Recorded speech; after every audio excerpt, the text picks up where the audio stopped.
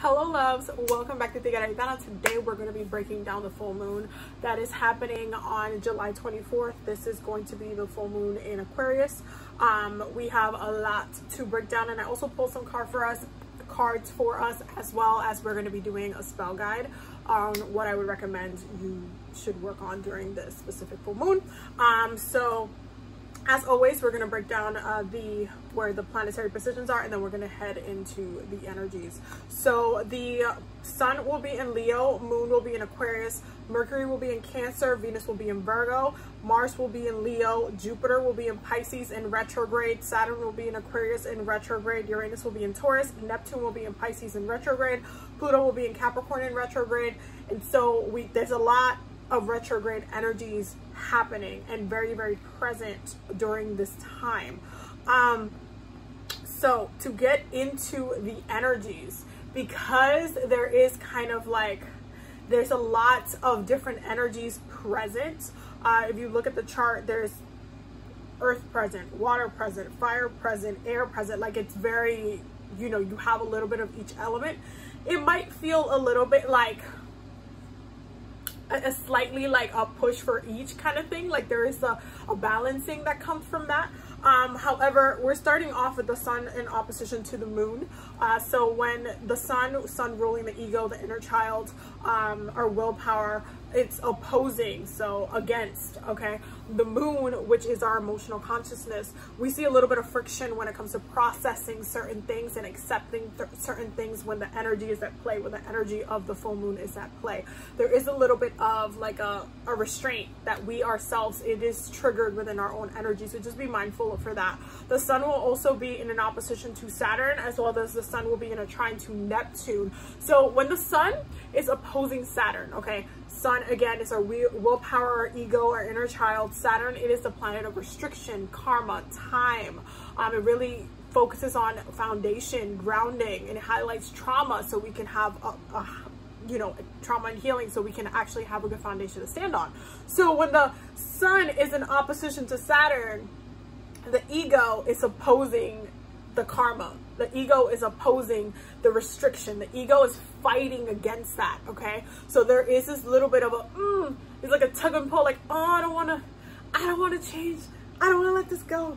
I don't know if I want to do, like, there is a little bit of restriction there. And it's really, really important to understand that, because if you are or have been, because the energy is building, getting a little bit triggered recently, especially to accept certain things or to process certain things or to kind of navigate certain things, and you're having like a tough time processing it, there is ego work that's happening. Granted, you know, Leo season is all about ego work, so the sun will be in Leo. We have, when Leo season is present, there is a lot of focus on ego and ego work, because the sun rules the ego and the sun rules Leo. So Leo also is that sign that really embodies ego energy, and that's why it's so connected to pleasure, because the ego always wants to feel good. So if you feel like, you know, that restriction, that like, wait, but if I evolve, am I still gonna be able to, like, how do I still navigate this? Like, I don't know if I can do, like, there's just like this energy of like karmic justice, karmic evolution, ego evolution as well, which is one of the focuses for Leo season as well. If you're haven't been doing ego work and healing throughout Cancer season, that's when you see like a lot of the like focus on grounding, focus on, okay, Saturn really asking like, hey, is this the shit that you really want to be grounded in? Is this really what you want to be doing? Is this how you want to be like represented? Because this is heavy. Like, you still have to, you still have a lot of work to do. You still have a lot to let go. You still have a lot to heal. So how are you opposing the work that you need to do? This is what Saturn's going to be asking you. So there is this kind of focus on making sure that we are not trying to, it's not about like, if you look at your ego, if you look at like your self-esteem or your strength levels, it's not about Saturn trying to bring you down to like a weak point. It's about Saturn like helping you to process that. You understanding those things are going to ultimately lead you to a more balanced place, to a more grounded place where you are not where you're not like dragging your ego down through the mud, but still trying to show it out like, no, everything's fine, everything's good, everything's Gucci, when, you know, things are not, and you know things need to change, and you're trying to call a new change, you're trying to start new things, but then you don't want to make space for it. You want to stay exactly the same and just receive instead of meeting yourself where you're supposed to be. So definitely pay attention to that energy, because it's going to be very, very strong on this day, as well as it builds to it. The sun in trine with Neptune, there's definitely ego work that will, so specifically, trines are when the planets are relating really, really well. It's a very strong aspected. They're very strongly aspected. And so they're working together. They are in unison working together. Neptune being the planet of dreams, creativity, the subconscious mind, the ocean, illusions, creativity. Very, very beautiful planet. Very complicated as well. But when the sun is in the trine with Neptune in this way, it can make it so you have to understand Neptunian energy to really process this in the many ways that it can kind of manifest itself, because Neptune can be both, I don't want to say good and bad, but there can be negative, you know, consequences from Neptunian energy just as much as there can be good things from Neptunian energy. When it's connected to the ego in this way, it could be a lot of self-preservation, and so like lying to yourself, like, because Neptune also rules lying and illusions, and you know, the sun rules the ego. There's like this kind of almost like, oh no, I can convince myself that I'm doing the right thing. I can convince myself that there's nothing wrong. I haven't done anything wrong, that this is, I don't have to let this go. I can keep this friend, or I can, you know, I could just keep them around. This is totally fine. It's really important to understand that you have to accept certain things for what they are. You have to look at the truth within the illusion. That includes with the illusions that in the things that we try to sell ourselves and we try to convince ourselves that are correct when they're actually very toxic for us. So it's really important with this aspect to understand that it's not just sunshine and rainbows. This makes it such a really great time to process a lot of different pain, trauma, or your emotional experiences through your creative side with this placement. But at the same time, there's like with this aspect, but at the same time, there's this kind of energy of like, you could lie to yourself. You can convince yourself that you haven't done anything wrong, that you didn't have a negative part to play, that you were an angel. And so it was the other person's fault. And that's really, really a toxic way to address our growth. So be very mindful of that. You guys know I do not sugarcoat shit for y'all. So I'm just saying. The sun will also be in an opposition to Pluto, as well as the moon will be in a conjunction to Saturn. Moon will be in a conjunction with Pluto as well. So sun opposing Pluto. Sun, again, is our ego and world power, our inner child. Pluto, planet of transformation, death, the occult, the unknown, okay, the unconscious minds. When they're in opposition, obviously it's in the word. When you're opposing someone, you're not on the same side, you're not on the same team, you're in a disagreement, okay? So these two planets are disagreeing with each other. So the sun, which will be in Leo, which is in its ruling sign, which is all about the ego, will be opposing the planet that is about death and transformation and evolution. So you see how the aspect of sun trine Neptune could literally end up blowing up in your face. It can be used in a beautiful way. It can also be used when it comes to processing your emotions. So one of the ways that I would recommend as far as spell guide would be to do a spiritual cleansing, but specifically with the element of water. So maybe do a spiritual bath for this day, or spend some time by water, or go to the ocean and get naturally cleansed that way. But there is this kind of restriction and friction and pushback when it comes to addressing our own ego, when it comes to addressing and transforming and evolving with our ego. So you can easily like push back against that, because the planets are supporting for you for that, like, you know, I didn't do nothing wrong, I'm perfectly fine kind of vibe. So just be mindful that if you're trying to convince yourself of something, you're wrong. Anyway, so the moon will be in a conjunction with Saturn, as well as in conjunction with Pluto. And so because the moon is going to be in Aquarius, there is this, a conjunction is when the planets are communicating well, they're in agreement, okay, they're on the same page. Again, moon is emotional consciousness. Saturn is a planet of karma, trauma, time, restriction. Pluto, planet of death, transformation. And so when the moon is in conjunction, the moon will be pushing you towards your karma. The moon, your emotions will be pushing you towards your transformation, but your ego will be fighting back against it. I want you guys to understand that, because that's the key to understand. While your ego will be very like, okay, your emotions are going to be like almost turning against you. Again, sun is opposing the moon. They're not going to be in agreement. So you will feel this kind of back and forth against yourself. And that can be a little bit frustrating to work with. But when you're not in alignment with yourself, when you feel like you're not in alignment and that something's off, you know you got work to do, right? So there you go. Now, Mercury will be in a trine with Neptune, and Mercury is also in an opposition to Pluto. Mercury, the planet of communication, the planet of consciousness, okay, in a trine, so connecting very, very well, relating very, very well to Neptune, the planet of illusions, spirituality, the subconscious mind, dreams. There's definitely going to be very clear messages coming through spiritually, and I would definitely pay attention to you guys' dreams during this time up until the full moon itself. I feel like there's been a lot of, the dreams have been very, very clear lately. I don't know about y'all. I mean, most of the time we're on the same page on this, so I'm just saying the moon has been very, very no, the dreams have been very, very, very clear lately, and it's going to continue to be that way with, especially with this full moon. Please pay attention to your dreams. Please pay attention to your meditations, what spirit is saying, what tone they're saying it in.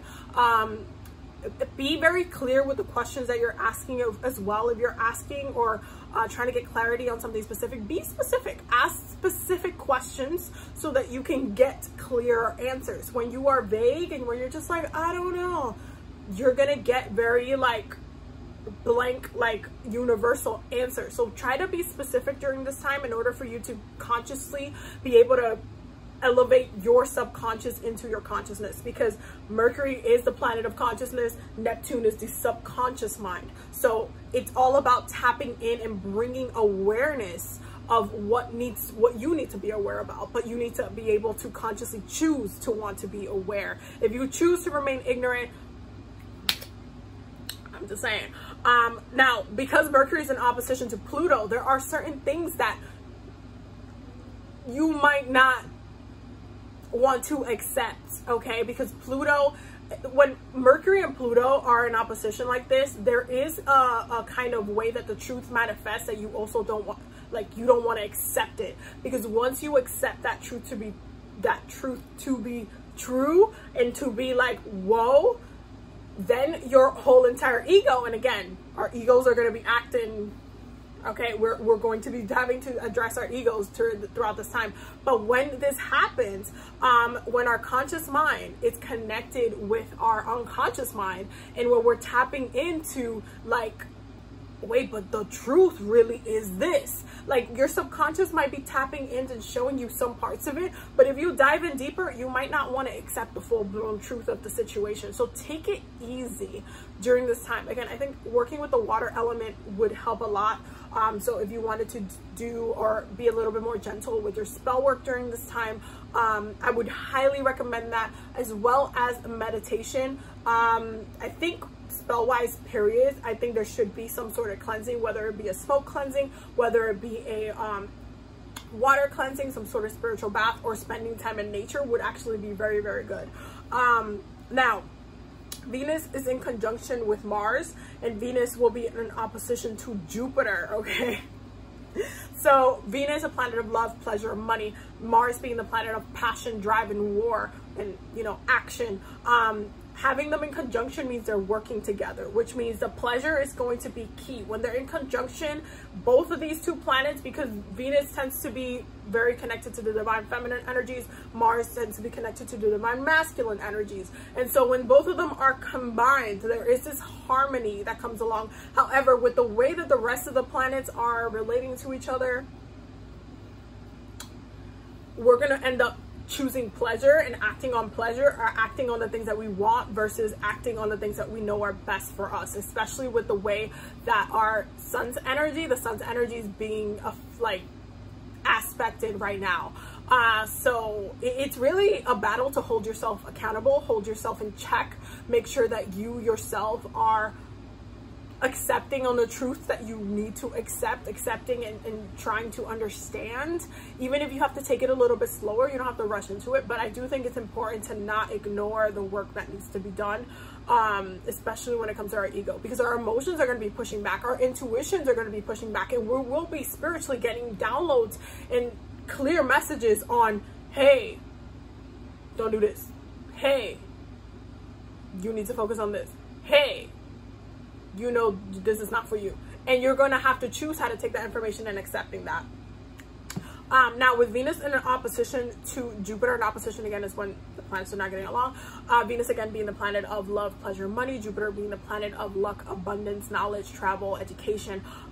When they're opposing each other in this way, there is a little bit of difficulty that kind of gets in between pleasure and abundance, because Jupiter is the planet of abundance, Venus is the planet of love, pleasure, and money. So because Jupiter is a very expansive planet, it's a multiplier kind of planet, it multiplies. When, you know, they're not on the same, when Venus, the planet of pleasure, is not on the same page of how to multiply that, okay, there is a kind of like feeling of lack, or feeling like you are not receiving or you're not gaining. There's like no addition coming through. And this is really the energy of paying attention to one thing at a time, not necessarily processing something in a larger way. So instead of trying to just make everything feel good, address what is not feeling good and try to process it so you feel good about that, instead of just kind of like forcing it. Okay. Now when it comes to the rest of we only got three, couple more that we're going to talk about. The next one is Mars in opposition to Jupiter. Okay, Mars being the planet again of passion, drive, war, how you get mad. Okay, and Jupiter being the planet of luck, abundance, education, travel.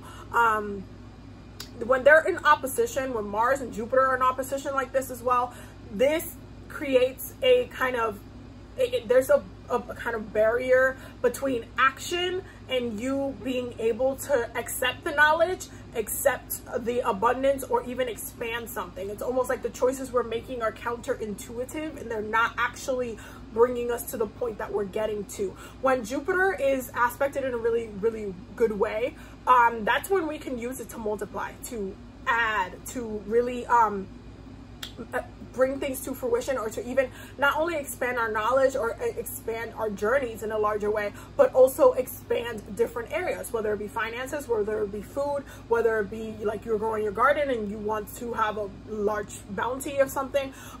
That's really good stuff to work when Jupiter is very well aspected. But when Jupiter is not well aspected and you have kind of this Mars opposition here, this is when you see a little bit of friction on like intention. So let's say you are setting an intention for this full moon for something specific. You're trying to, you know, manifest $10,000, or you're trying to, you know, manifest you traveling to another country. Maybe you want to visit your family somewhere. Maybe you're trying to take a trip. I don't know, whatever it is. Or even if you're trying to get a promotion, or, you know, get another job, or whatever it is. When Mars is in an opposition like this, again, Venus is also in an opposition to Jupiter, and there's this like disconnect, this friction between these two, the planets, planet of pleasure, planet of passion and action, in opposing the planet of abundance and expansion and knowledge.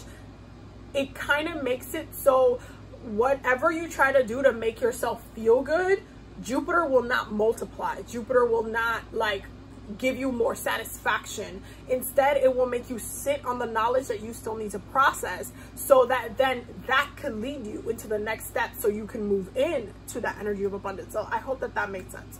And lastly, Saturn square Uranus. So when Saturn is in a square with Uranus, Saturn being the planet of karma, time, tradition, foundation, restriction, a square is when planets are fighting. Uranus is a planet of unexpected change, revolution, evolution. And so when these two planets are fighting, there's a lot of generational stuff going on, and that's really what came up in the cards.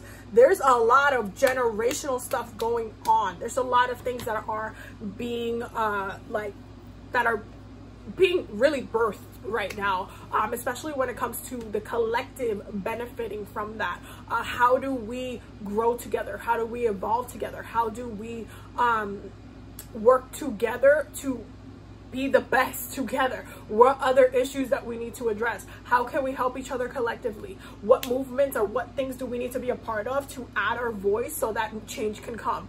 There's a lot of collective stuff happening, and a lot of this specific square, it's still pointing out a lot of the issues, is bringing a lot of the generational issues alive that still need to be resolved, that still need to be addressed. Because if we keep ignoring it, nothing's gonna get fixed.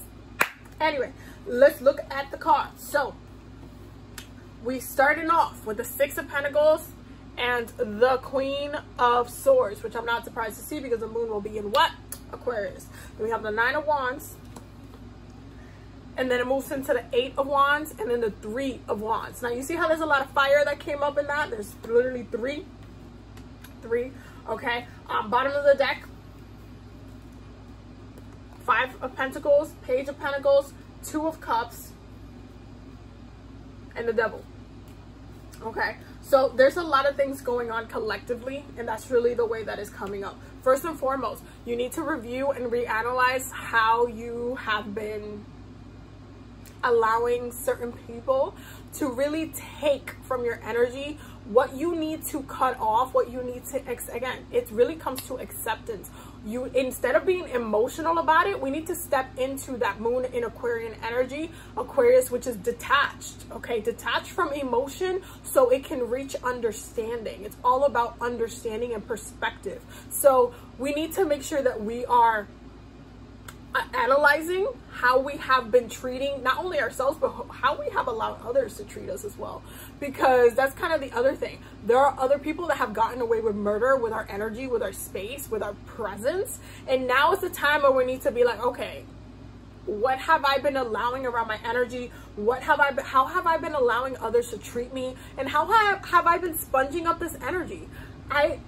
This is going to be that moment where you're going to have to accept that you're hurt by what happened, instead of maintaining your ego and saying, no, they didn't, you know what, they're a little toxic, but you know what, it didn't bother me. It really did. It has caused issues, and you know it's caused issues, and you're not fooling nobody. So it comes down to you processing how this is going on in your life so that then you can move into that road opening. Okay, that movement, you could actually apply the fire somewhere. Again, the planets are set up in a way where you have to clean up what the road is so you can actually walk in it. You can't just cross a bridge when there's no bridge there. You have to find another way to cross. You have to find a new solution instead of being like, well, I'm just gonna imagine that is that. No, there's no if and ands or buts about it. You have to process it, you have to understand it, you have to heal, you have to release. So again, keep your spell work, what I would recommend, keep your spell work towards cleansing, meditation, connecting with the water element.